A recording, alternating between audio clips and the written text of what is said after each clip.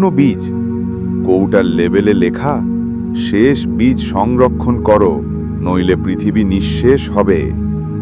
রাহাত আর টিকু সিদ্ধান্ত নেয় তারা শেষ বীজটি রোপণ করবে। টিকু জানায়, অনেক বছর আগে পৃথিবীতে গাছ নামে এক জীব ছিল, যেগুলো মানুষ অক্সিজেন পেতেই কেটে ফেলেছিল। রাহাত অবাক হয়ে যায় আর ভাবে যদি আবার একটা গাছ জন্মানো যেত। এক রাতে সে পুরনো গবেষণা কেন্দ্রে গোপনে ঢুকে যায়।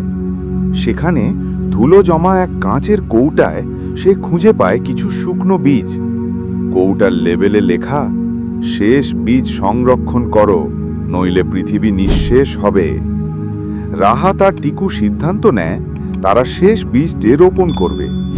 কিন্তু পৃথিবীর বায়ু, মাটি, জল সবই বিষাক্ত।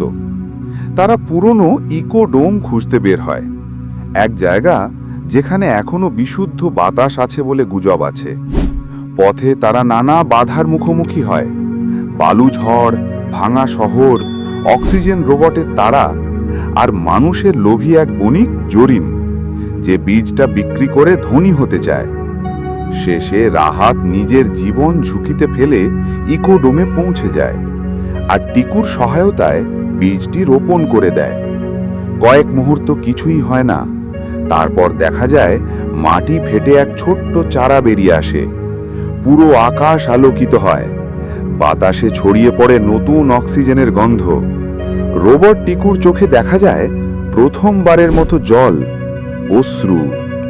বছর কেটে যায়, দৃশ্য কাটে, সবুজ বন, পাখির ডাক, শিশুরা খেলছে। একটি পুরনো ফলকের ওপর লেখা, একজন ছোট্ট ছেলে রাহাত পৃথিবীকে আবার শ্বাস নিতে শিখিয়েছিল। একটা বীজই পারে পৃথিবী বদলে দিতে, যদি তুমি বিশ্বাস করো।